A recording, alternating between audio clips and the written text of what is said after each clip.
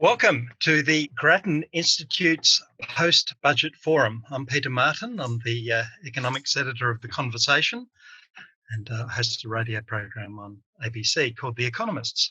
We have with us three economists. One is the executive director of the Grattan Institute, Danielle Wood, who you can see here.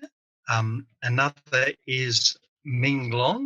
Ming is the chair of AMP Capital Funds and a range of companies, also deputy chair of the Diversity Council of Australia. Jeremy Long is the chief economist at PwC, and before that, I think worked at PMC. There's PM&C. Was it Treasury? Anyway, government department. They're all. And Danielle Wood has also worked in the public sector, among other things, for the Competition and Consumer Commission. And I'm one of the few people, I think, more broadly, who happens to know what Danielle Wood's thesis was about. It was about wine. Although I think it was about the economics of wine.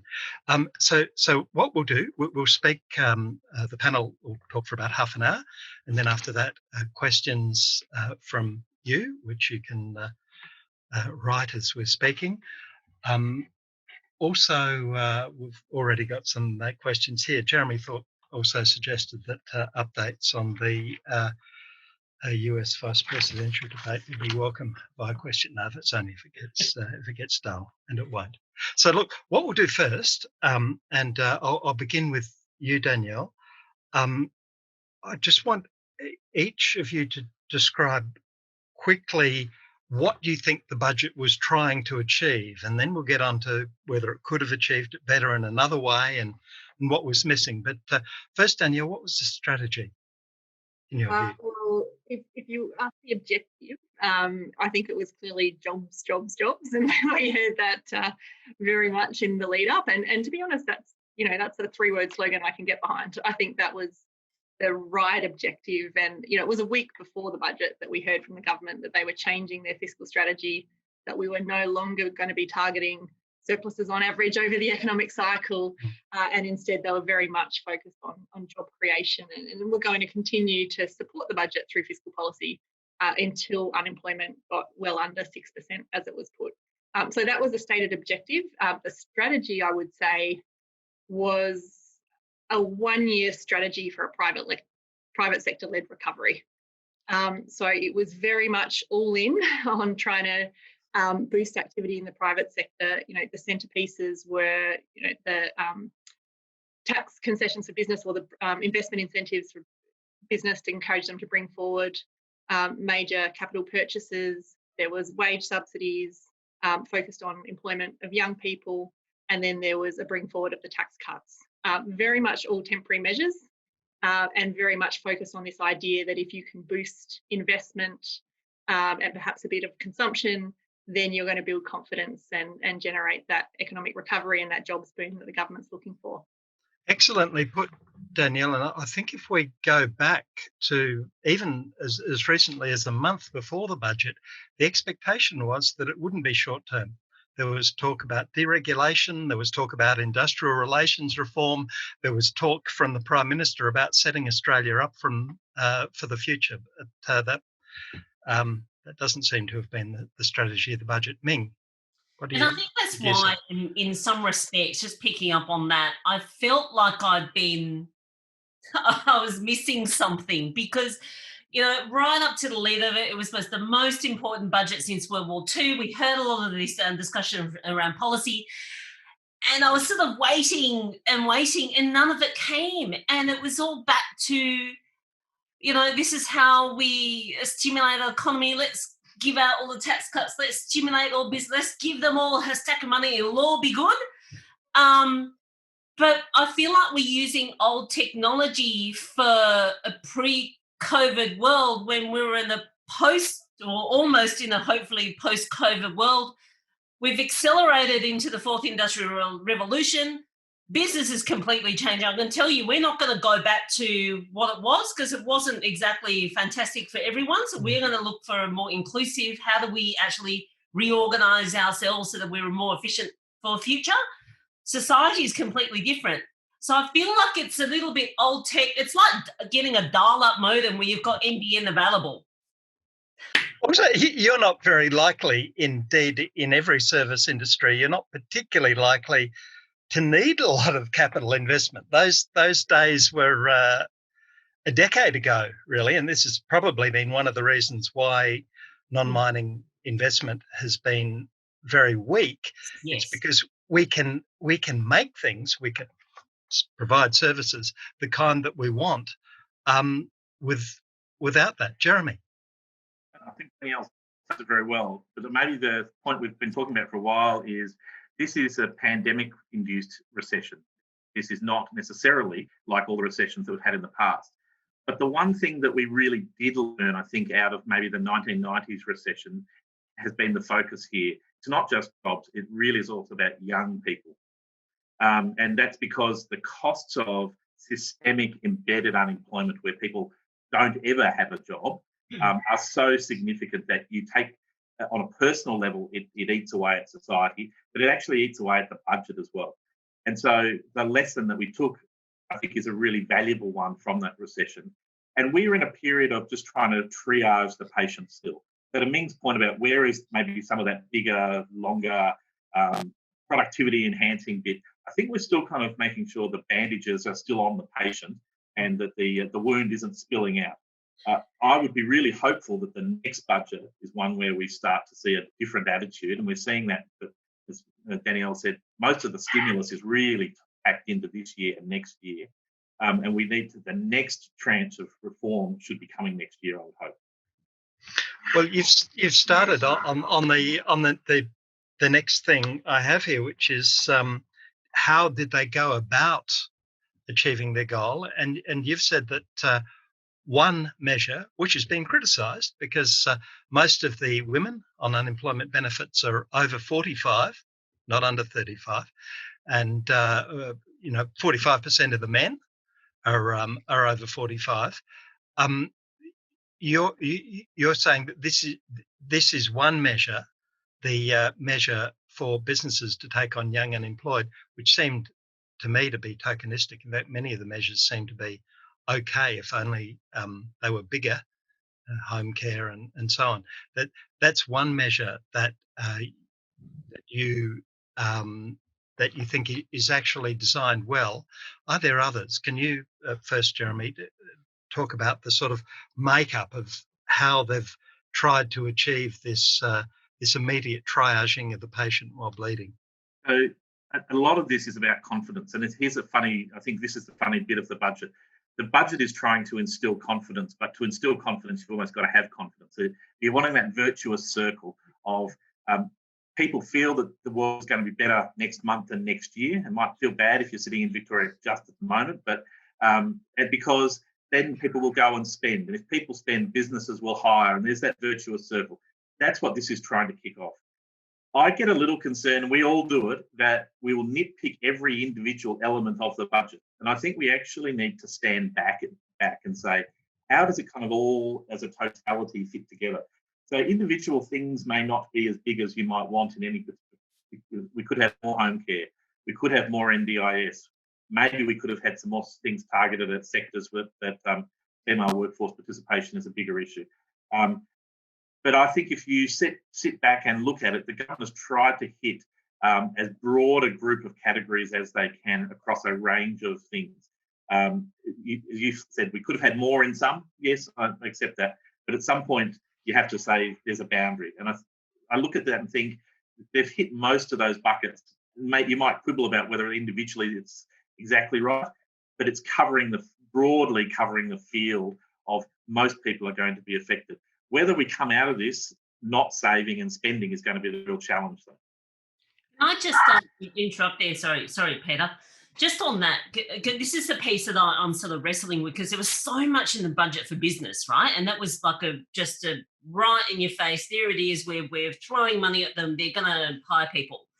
But from a business perspective, I can understand that, and I think, hey, that's great, government supporting us. But there is no business without our customer, right? There is no business, there is no economy without people.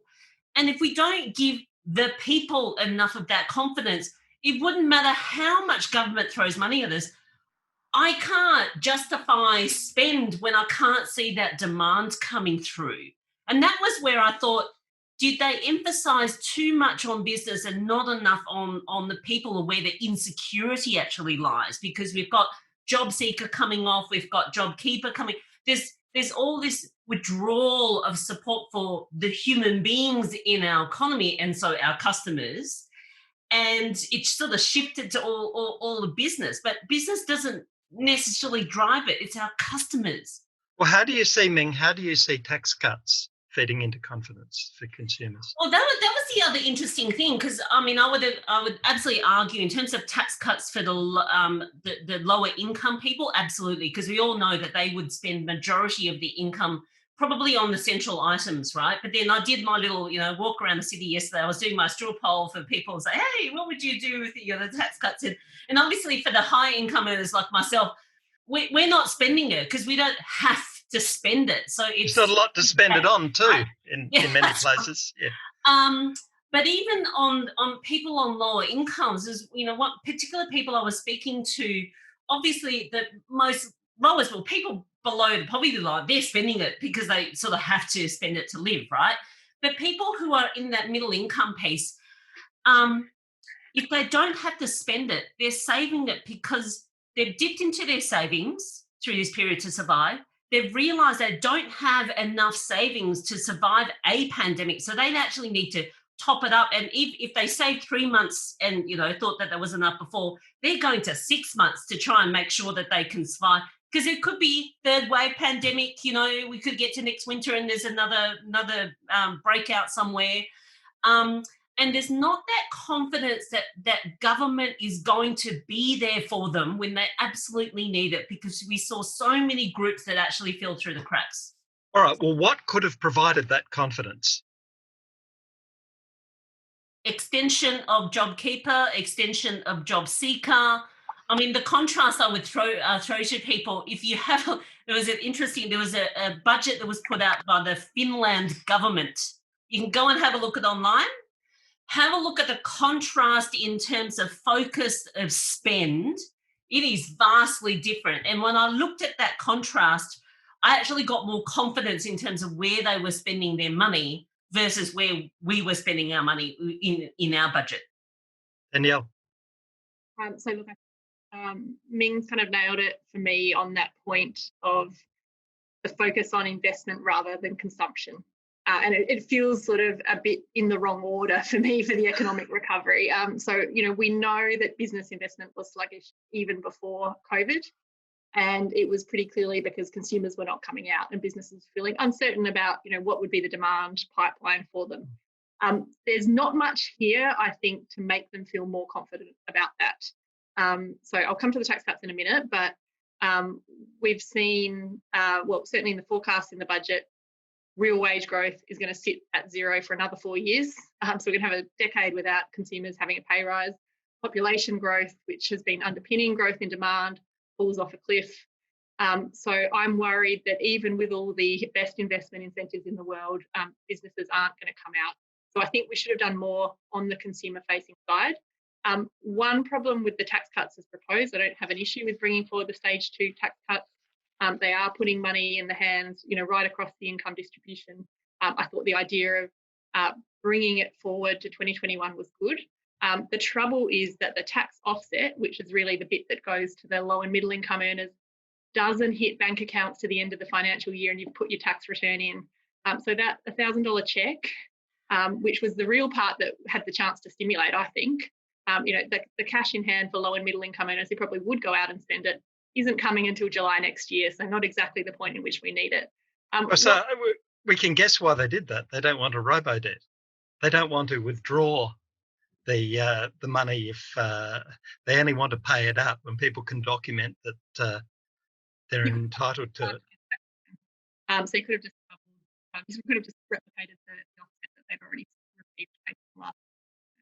So there are ways in which you could bring it forward. But I think they could have also sent out a cheque, but that seems to have been a Labor move. So that's right. And I think that is sort of an obsession with not doing things that Labor did has boxed them in a little bit. So, the thing that everyone was sort of saying, why not do social housing? Peter, as you know, we run this Economic Society conversation poll where we asked 50 leading economists about their ideal budget and the measures they would prioritise. And, social housing came out the front by a long margin. And the reason being, of course, it creates jobs and economic activity in a sector that we know is going to take a big hit in terms of housing construction. And second of all, it delivers something that we desperately need. So, it's a really good stimulus measure. You can ramp it up quickly, you can bring it down. But the government hasn't been willing to go there. And I suspect there's a sort of a federal state dimension to that. But I think there's also just we don't want to go anywhere where the Labor Party went. And I think that's a shame. But can I just come to as I said, I think it should be something that we have seen used overseas a bit, and some of the states are trying it out, is the idea of vouchers or government-sponsored discounts, actually targeted at those sectors that have taken a really big hit. Hospitality, tourism, the arts, giving people a discount and encouraging them to go out and spend. Every single dollar of government money hits the economy. It's hitting those sectors that have taken a huge hit and didn't get any support in this budget. And it's really about kind of building up confidence to spend again and behavioural change. And that's what we saw happen in the UK with the Eat Out to Help Out program. It didn't just boost restaurant spending in the month when it was in effect. It actually, kept people going out. I think something like that, we've had an obsession with just using the existing mechanisms. I would have liked us to be a bit more bold and creative in some of the things we tried.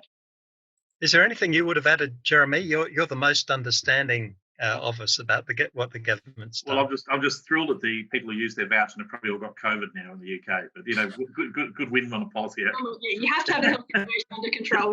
True. Yeah, at least they got to see a good movie. They got good memories. I agree with the social housing. I do think, though, part of this discussion has to be about what are the states doing here.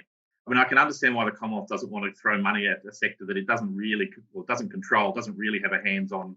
Is it going to be spent wisely? I think the states need to step up here as well. I've heard rumours the WA budget that's coming down, I think this week, is going to be a surplus budget. Now, if that's the case, you just got to pull what's going on here. And the Reserve Bank has been pretty clear about governments, not just the federal government, need to take a step up. So I agree social housing is a great mechanism. Let's ask the states individually what they're doing on that one. The voucher thing, I agree, works. New South Wales has been giving vouchers out for families to do after-school sports and creative activities and things. Mm-hmm. So it can work in an Australian context. A very targeted option that we've been afraid to use the word voucher at a federal level for a number of years now, and so I can understand why that doesn't quite get the carry-all. And can I ask? Sorry, go on, Jim. Just on the business investment issue, what I think here is we are going to see bigger winners and losers in the business world come out of this. Businesses that have a growth mindset that can actually capture the spending subsidies that the government is providing have a great opportunity. We know when you come out of recessions, there's consolidation. Now, it takes 12 to 18 months after the bottom of the recession historically before you see most business failures. We've propped up a lot of businesses. Ming, I don't think we can afford to keep zombie businesses and jobs just for the sake of it. So we do have to transition down. And this budget is that philosophical shift, which is, right, we threw money to save people's jobs in the short term. At some point, you have to move to something else. They've flagged the phase down of JobKeeper. Now it becomes one of new jobs we will support through a wage subsidy, and training becomes more important. My fear with the training is that we end up with a system that is a training industry is not focused on outcomes, that's focused on government pays me to train. It's an activity. Again, going back to the last recession, I think we saw that coming out of that recession where there's a big spending on training, whether we got the outcomes. So good policy execution is the challenge. Might it be, and maybe Ming and Jeremy, your disagreement is only one about timing. Might it be too soon to remove JobKeeper at the end of March, given that the international tourism industry ain't going to be open, right? Government Yeah, says no, so. I agree with Jeremy. I don't want zombie companies to continue because they really are not going to survive regardless of COVID. Because fourth industrial revolution meant they weren't going to survive anyway. I want them gone, but they're sucking, resources from government, and I don't want them to take it. But it is absolutely a matter of time when it comes off. And given we don't have a vaccine, we don't have borders open, there are significant portions of our economy that are still suffering. So I don't know. I don't know if taking it off now when we don't have that confidence or hope that you talked about, right, for our people to spend that money is the right thing to do. Because, if I'm sitting on Job Seeker and JobKeeper and knowing it's coming off, I have no certainty. So why would I go out and spend unless I had to? Isn't it better the government flag it's coming off, and if it needs to, then extend it as the time comes? Victoria is the wild card. So we're expecting 60% of people who are on JobKeeper to be in Victoria by Christmas. So maybe there's a new policy for Victoria, and that's hard in a Commonwealth construct. Yeah. But they are keeping their options open, I would say, rather than locking in that spending. Mm. Danielle, I'm wondering whether we should stop thinking about budgets as the big event, because the government has shown many times this year, as it should have, that it's quite willing to make announcements on Sunday to introduce programs of unprecedented size because of emergencies. And I imagine that Jeremy's right, that it will, if when JobKeeper comes to an end, it finds it's still needed, that there's lots of worthwhile industries which should be kept alive until things recover. It'll do something else. And I'm wondering whether perhaps we should give the government a bit of a free pass. Look, it's tried something, it mightn't work. We don't know whether businesses will rush out to invest. We certainly know that those who think they have a future are the ones most likely to. But that this is a work in progress. And perhaps the correct way to judge what the government does is 3 years down the track, rather than assuming that the budget is its set of measures. I think that's partly right. So I think, they have shown themselves to be willing to be pragmatic and respond to circumstances change. So, rolling out JobKeeper in the first place was a huge step for the government and a huge shift from their standard method of thinking, and it's proved, certainly we can quibble at the edges, it's proved a hugely effective program. They then listened to the calls about concerns of the fiscal cliff of it coming off at the end of September, that hard turn off of support, and they announced that they would transition off, which I think was the right decision. And so, yes, I think they probably will, if circumstances show that, everyone on JobKeeper by March is the international tourism operators. Clearly, they do have a long-term future, but they're going to be hit in the short term. I think they will pivot and do something to protect those businesses. So I will give them credit for being pragmatic and responding to things. On the flip side, though, I think the absolute obsession with only doing temporary things is dangerous and is leading to, missing some key measures. So Ming mentioned before Job Seeker. This is an entirely different argument. We're talking now about where should the permanent rate of Job Seeker be. At the moment, it's scheduled to go back to the old New Start $40 a day as of the end of December. I think everyone agrees that that is just too little. You actually cannot survive or have a basic dignified standard of existence on that payment. Why should we wait to make that decision? We can lock that in now. We know that where that needs to land, or at least in the vicinity of where that needs to land. And I think that actually putting that permanent measure in place would build confidence. Yeah.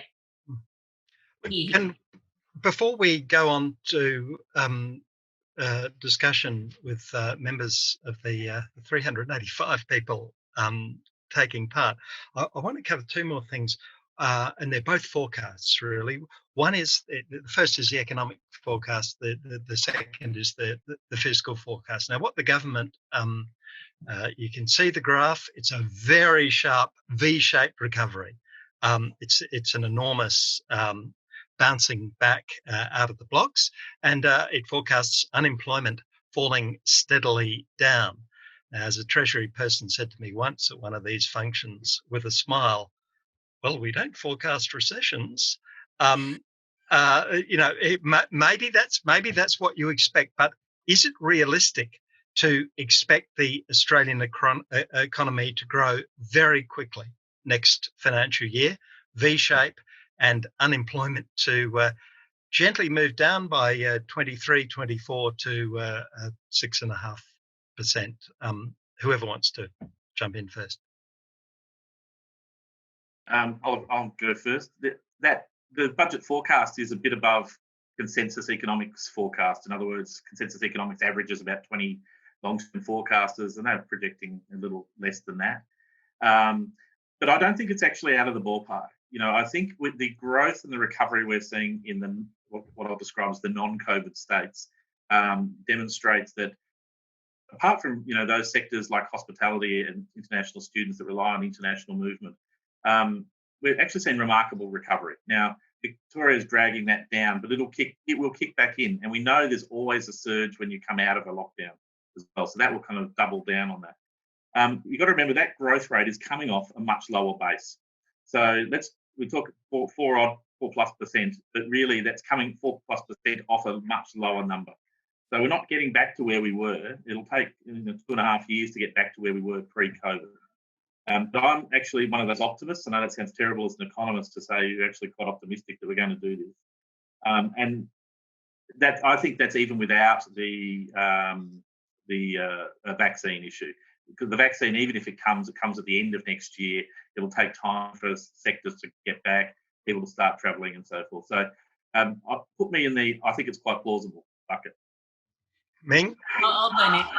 I've talked about it as an L-shaped recovery, so I didn't expect us to bounce back up. And it was a tilt up on the L, right, with a bit of a wiggle, I would say, because we'll sort of go up and down.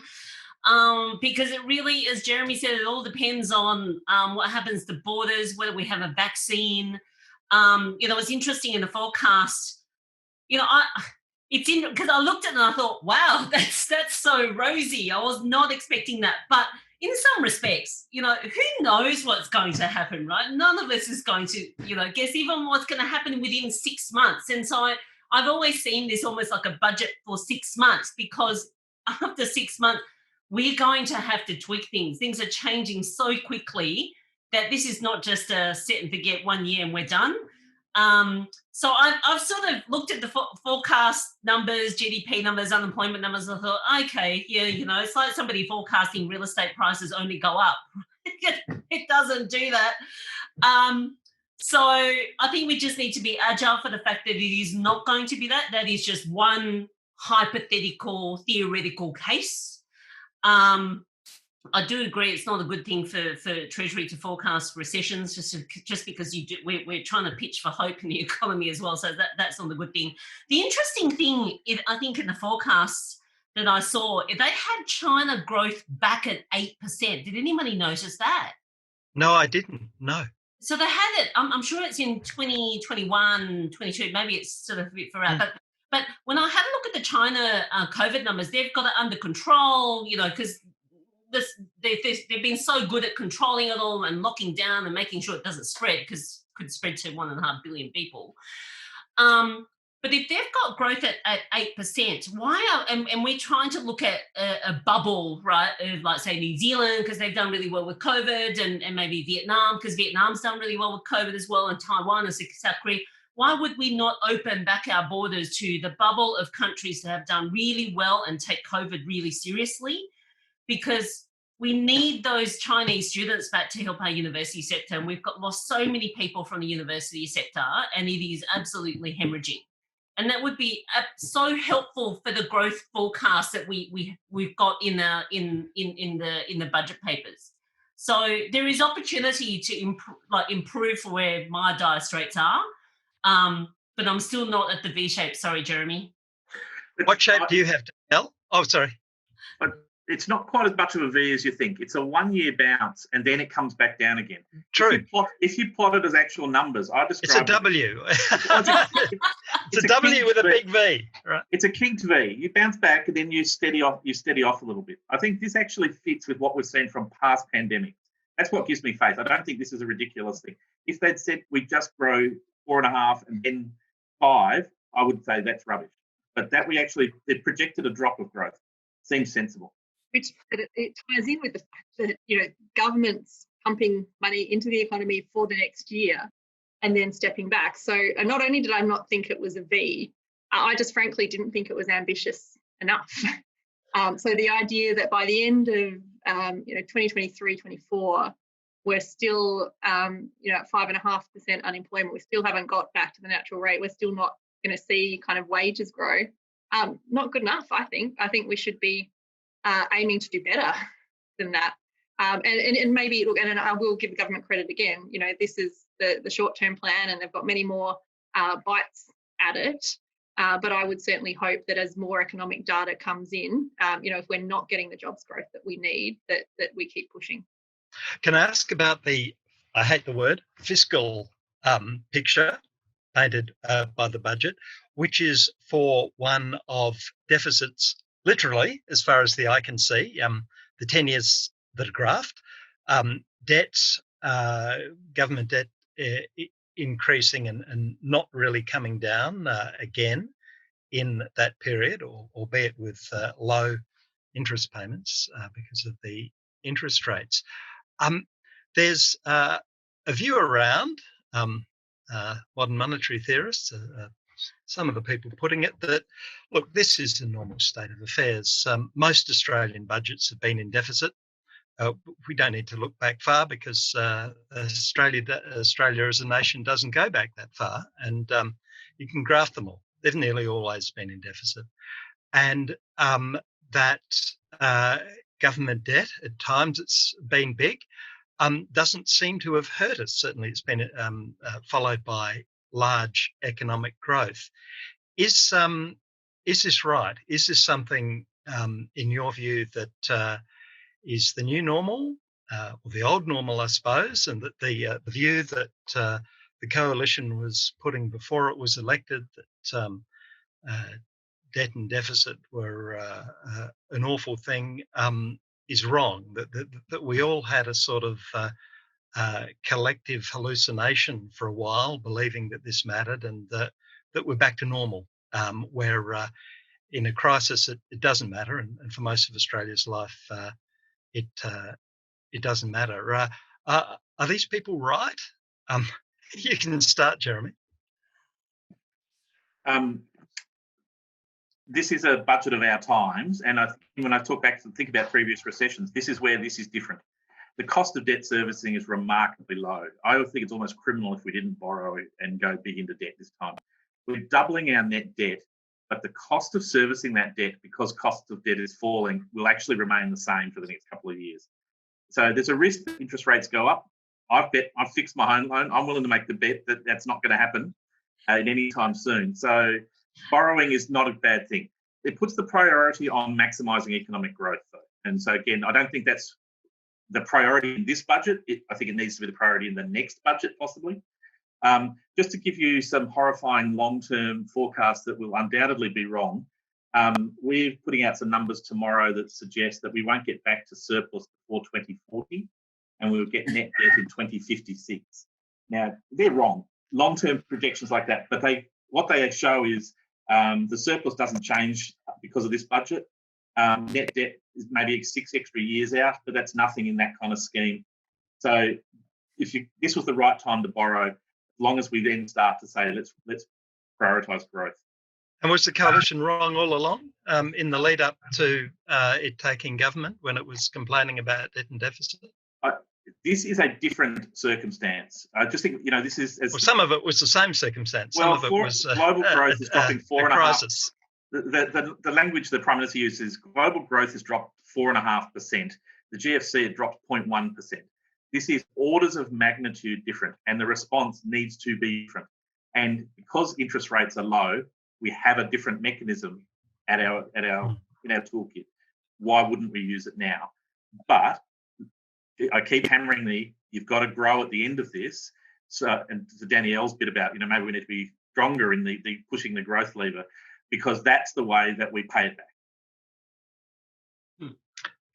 Danielle, Ming, were the modern monetary theorists right? I'll go next. Yeah. I confess I am not convinced, and it could be just because of my training. I am not convinced on MMT.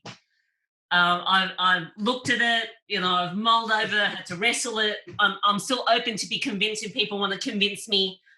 I also confess that before we got to sort of pandemic, I was certainly supporting government in terms of making sure that we were getting back to a balanced budget, because I was concerned that we didn't have enough in our kitty to last through another crisis, and then the pandemic hit. I've now built the bridge and got over it and said we're not going to get to a surplus probably in my lifetime. I expect to get back into surplus in my lifetime. And if we're not getting back to surplus in my lifetime, I can't see interest rates going up for a very, very long period of time. I haven't fixed my home loan. I don't think it was actually, I didn't need to, because it was going to stay down at that level. Because even if we get to a situation where government's withdrawing support from the economy, that means that something else needs to compensate. And I always looked at monetary policy as the compensating factor to make sure that we're on a good growth trajectory. So I'm not worried about the debt we've got now. As Julian pointed out, the interest rates are so low that the servicing capability for our economy is good. It is more important right now to get people back into a financial situation where they can grow their resilience. That is the more important piece for me. So look, I'll just say, Danielle. really agree with Ming and Jeremy about the short term, and modern monetary theorists are as close as ever as they'll be to being right now. So debt does not matter right now, in that for all the reasons we've already said. We're in the middle of a once in 100-year economic shock. We should be using our balance sheet to spread that cost over time. Interest costs are low, it's very sustainable and manageable. So we can all take a deep breath. I think the bigger debate is about the kind of medium-term goals. Is it right to be, trying to, push for surpluses once we come out the other side of this? I actually think the government's set the strategy right, and they've said over time they want to stabilise and then slowly bring down debt as a share of the economy. That doesn't necessarily mean surpluses. You can be running deficits. So long as you're growing fast enough and you're growing faster than the interest rate, and you'll have debt coming down. You actually see it in the budget papers. Even with those deficits they're projecting, they've got net debt sort of slowly shrinking as a share of the economy.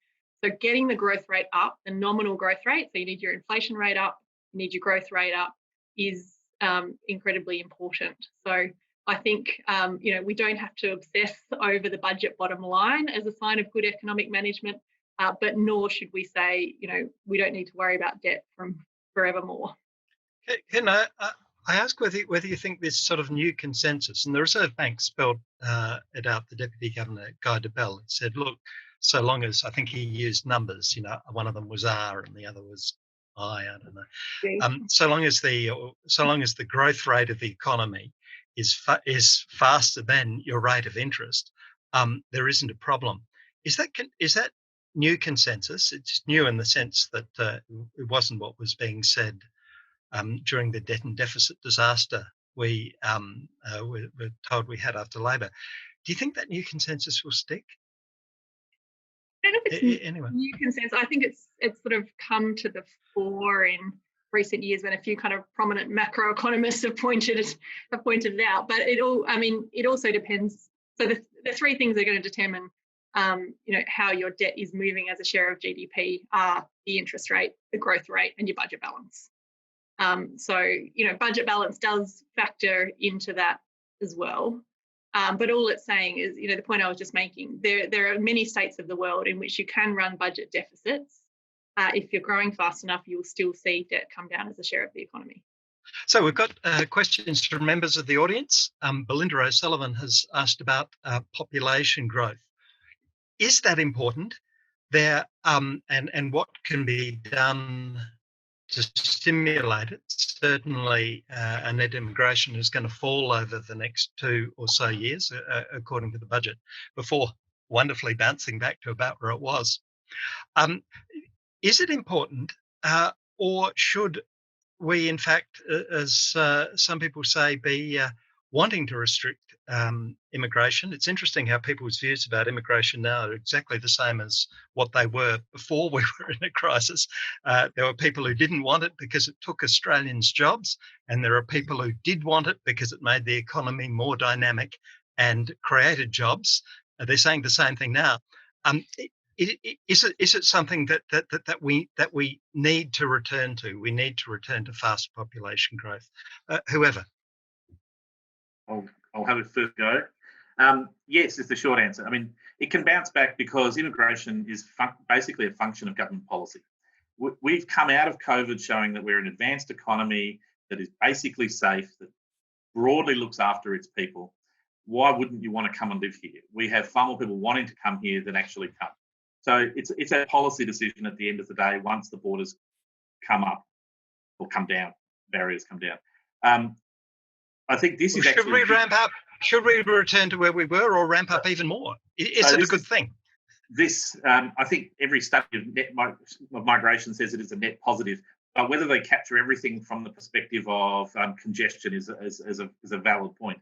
And in fact, you can make the case that a lot of our infrastructure spend over the last couple of years has been playing catch-up, because since 2014, our population has massively grown faster than the original projections.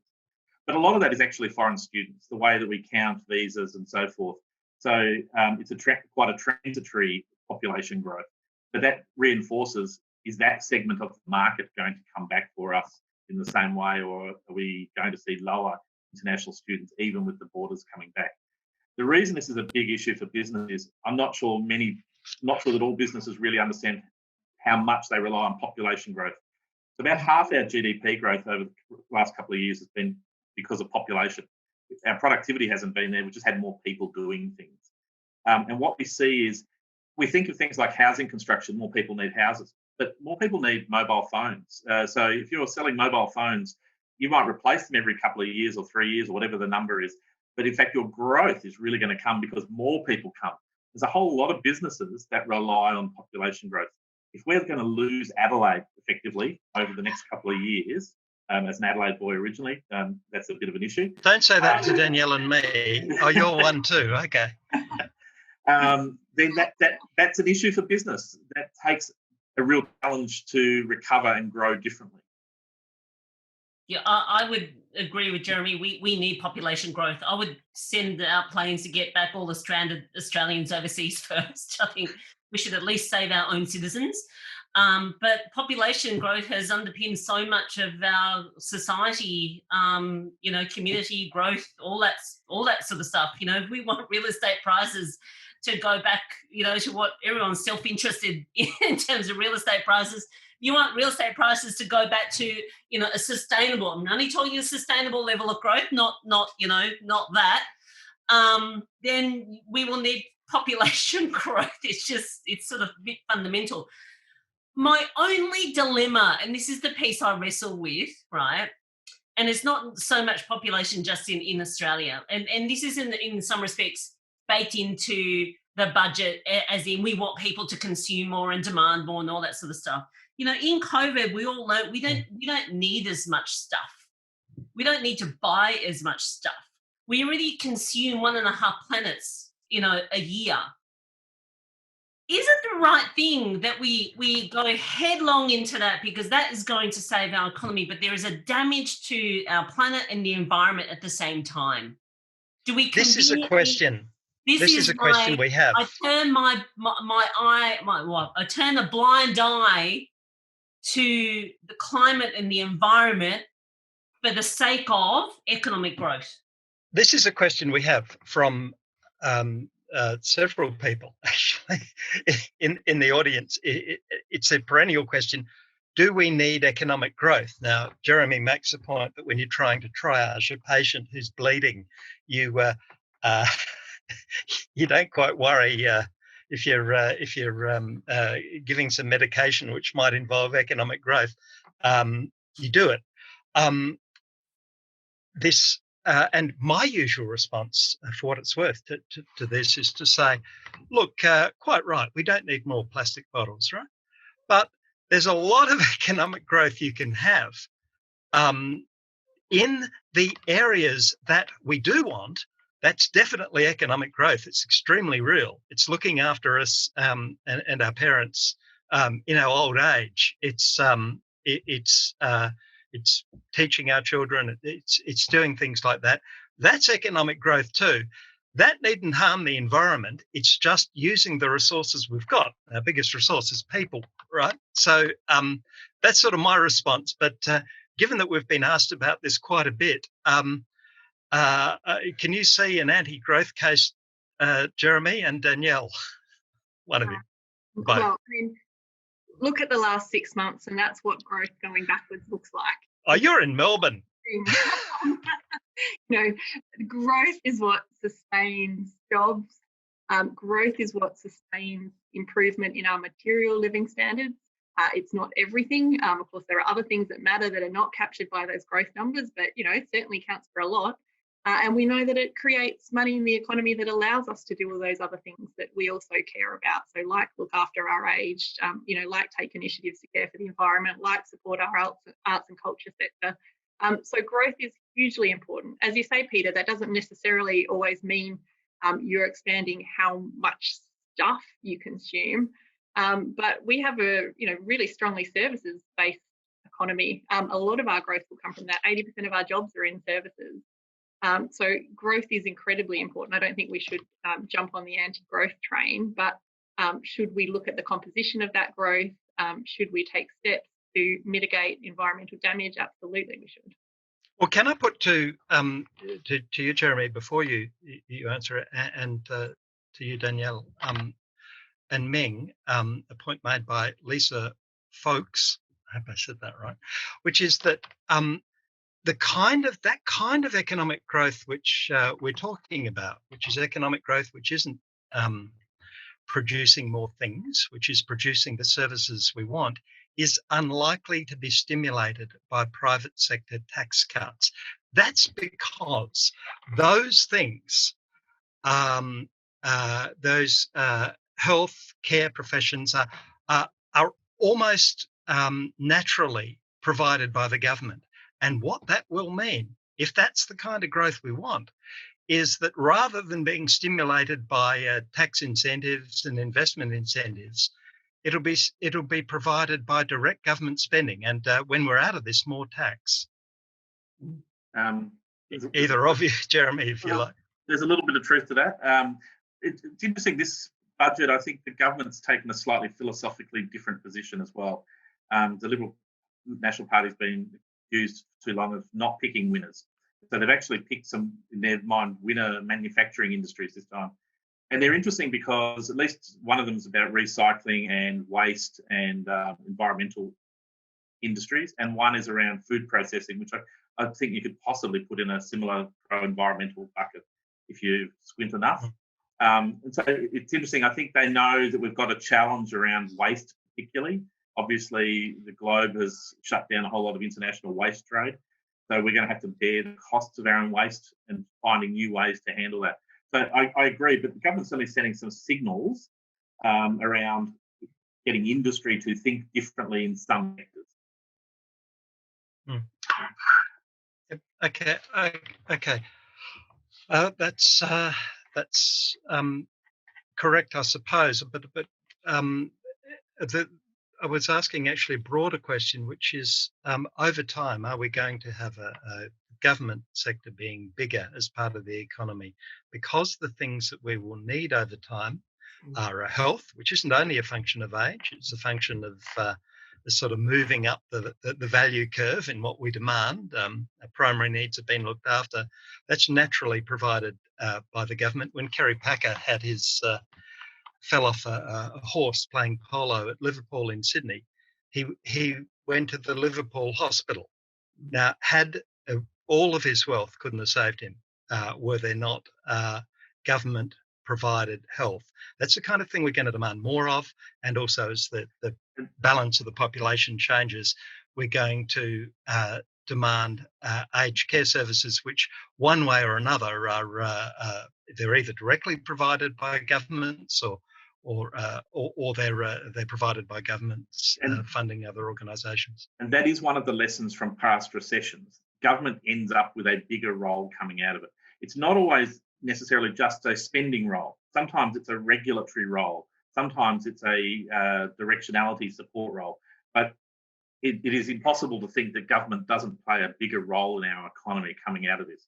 When I say it's not necessarily just spending, that signalling to industry of we want more things being manufactured in Australia in these particular industries has some element of spending, but it might have a bit of regulation, it might have a bit of moral suasion attached to it as well. But I think that the question is an absolute right one. And then you throw on top of it our demographic profile with the ageing population and the investment in NDIS, and you quickly get to that is a larger component. Yeah, and I think COVID as well has highlighted so much of the issues we would have conveniently ignored before, right? So there were a lot of cracks in our society that doesn't necessarily fit well with a small government. So, if we're having discussions about, I think it's very healthy, we should have a discussion and debate about how big government should be and what their role should be post pandemic, because I think naturally, as Jeremy's pointed out, they will be bigger. But what do we want them to be more involved in into the future? I would have thought that health and health outcomes is a very big component, at least because of the pandemic. But there'll be other circumstances if we're looking at the resilience of our country, where governments are going to have to take things like that into account and they will naturally then be potentially bigger as a result. Can I ask a question about what the economy will be like in other ways post-recession? One from Shadi Sadaka, I think I've got that right, which is what industries will grow, what will vanish, what types of jobs will vanish. We've got experience not from Australia but from other countries about what things are like after a recession, albeit I suppose this one is special. How, in broad outline, is the economy likely to be different when this is over? You've almost answered, Jeremy, but you can answer. You can consider, and I'll ask Ming or Danielle first. Danielle, if you like. We can think about what behavioural changes that we've made during COVID are going to be permanent, and that's going to tell us a lot about where the economy is going to grow and shrink. So on the shrink side, is anyone going to be getting on a plane to go from Melbourne to Sydney for a 1-hour meeting? I hope not, never again. I used to kick myself when I did it in the past, and now I've got an excuse never to do that again. So I don't think that commercial aviation will recover to the levels that it was at. I don't think. And given that it's very wasteful of resources, maybe that's actually an instance of exactly the kind of change we should have. We have a substitute that's reasonable. It's not perfect. It doesn't replace face-to-face. Ditto, following on that same line, most of the surveys show that people that can work from home would like to continue to work from home at least partly. On the other side of this, so I think that means that a lot of people will adopt that flex model. They'll go into work a few days a week. They'll work from home 2 or 3 days a week. So that means a shift in consumption patterns away from CBDs and maybe more towards kind of local areas. Retail, I think we're going to see a fundamental shift. We've all tried buying clothes online now if we hadn't before, and I think a lot of people will stick with that. So I think, transport, logistics, communications, they're all going to do well out of this. Shops that are good at online retail will do well. I think bricks and mortar retail, public transport, aviation are kind of going to be the areas that we see shrinking. What about jobs? In the US, with the various recessions they've had, basically low-income jobs haven't come back. I think that might be the case. It's going to be a bit of a mixed bag, I think. It's really going to depend on how some of those sectors like hospitality come out of this, and it is partly tied to the health situation. So if we have to maintain social distancing restrictions for many years, I think that will, create a significant toll on our hospitality industry. If somehow the government's right and we all have a vaccine by next year, maybe some of those industries do bounce back strongly. Ming, how will things be different? If I can, just to some of the things that Danielle was talking about from an office perspective, she's absolutely right in terms of if you survey your employees, the anecdotal evidence that I've heard of anyway is that people are staying at home Mondays and Fridays, and they're coming to work Tuesdays to Thursdays, which gives you a hybrid model of sort of using office and that sort of stuff. So my guess is that people, if our workers are happier with those sort of environments, then as a business, should we try and accommodate that, because we're also giving them back some of their life that they've never thought that they could get back just from working from home. So there's that piece. But on the lower paid jobs not coming back, there's two aspects to it. Even before COVID, right? The fourth industrial revolution and the fact that we're digitizing everything, there were many jobs, and it was moving from blue collar to white collar too. There were many jobs that were, under threat, if you like, of being, evolution was going to take over them in some respects, and they would have to migrate to sort of other careers. And that's accelerated. If there's investment that's happening from a business perspective, we are investing in digital and technology and automation as fast as we can do it. I was just moaning, I can't remember who I was moaning to about my lack of NBN over the last couple of weeks, because somebody tried to connect me and didn't work. And using the AI system that this technology or this provider had was just atrocious, because the AI does not solve problems.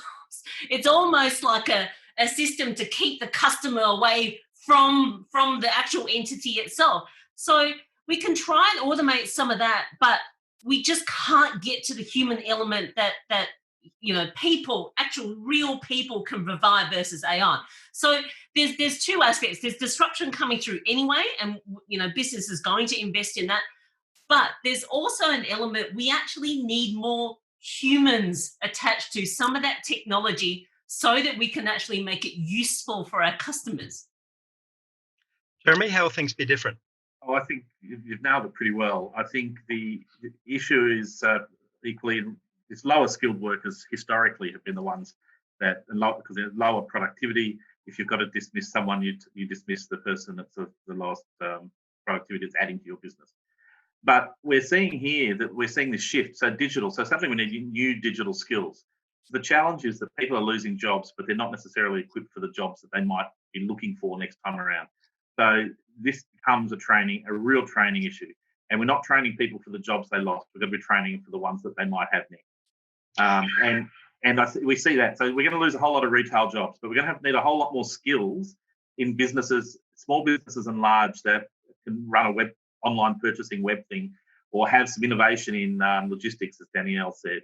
And then on top of that, if we don't have migration levels for the next couple of years, we've traditionally relied on some element of skilled migration to fill skills gaps. So we're going to have some other challenges that provide opportunities as well. So it's a terrible environment we're in, but equally there are new opportunities. And again, growth mindset, let's try and embrace those.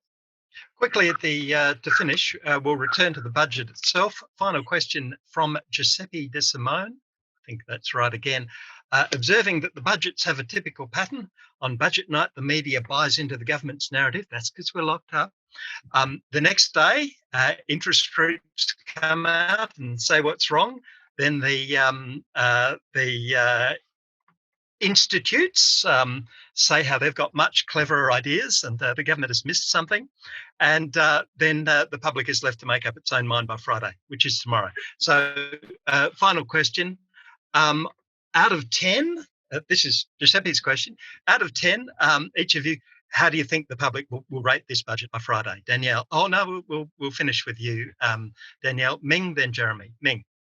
Oh, my God, out of 10.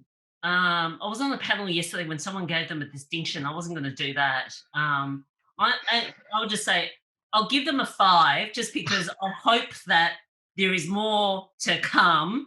And in some respects, some of the things I'm talking about, I'm lobbying for the next budget that's come and make sure that some of the things are in there. Or for my EFO. I mean, as you said, there'll be one in December's only 3 months away, isn't it? So they better bloody well have some reform in there, because the one thing I am really dismayed at that I didn't see in the budget is they've left off whole swathes of women in the budget, and women have been such a hard hit sort of part of our population. Women have completely missed out, so they're halfway there. The men will probably give them a 5, and the women will give them 0.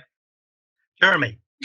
You might have to fact check this number, but I think there's about $6 billion of unallocated spending in the budget. So, Ming, there's possibly a bit more you should be lobbying for on the spending side. Childcare. Childcare. $6 billion straight into childcare. You get what is it, Danielle? What was it? Great. You spend 5, you get 11. Is that right? We can do a serious amount on out of pocket. There you go. Danielle, no, I'm not letting you get away, Jeremy, without giving him a score. I figure your score will be high. No, I have steadfastly in all of these types of panels refused to rate this. I think it is an appropriate budget for the year. I'm not sure that it's a 10 or an 8 or a 9, because I don't think our traditional metrics work on it. I think we would normally worry about what's the deficit and what's the surplus. I don't think that's the issue here. It's about how to get people back to work and give people confidence. And it's hard to do that. So I think they've tried. Let's see how it goes. In 6 months, I reckon we'll be able to give them a score. Danielle. Weaseling out. I'm going to give them a 6. So, definite props for shifting the strategy, props for emphasising jobs and for going big. I think a bit of a miss going too hard on investment and not enough on consumption, and big miss in terms of the direct jobs creation, focusing on the wrong sectors, in my view. So, that narrow focus on construction, manufacturing, defence, not enough on services jobs. Services jobs are real jobs too, and government can create them. So I think that's, to me, the bit that they got really wrong. Unlike other budgets, I think we at least can take comfort from the knowledge that we can come back for another go. The next budget itself is only in 8 months. The mid-year budget update is in 3. So this certainly isn't the end of the road. And it's interesting, there's a lot of commonality between us. So thank you, everyone. Thank you, Ming. Thank you, Jeremy. Thank you, Danielle. And maybe we'll reconvene in December. Or sooner if there's a budget update before that. So many, many thanks on behalf of the Grattan Institute.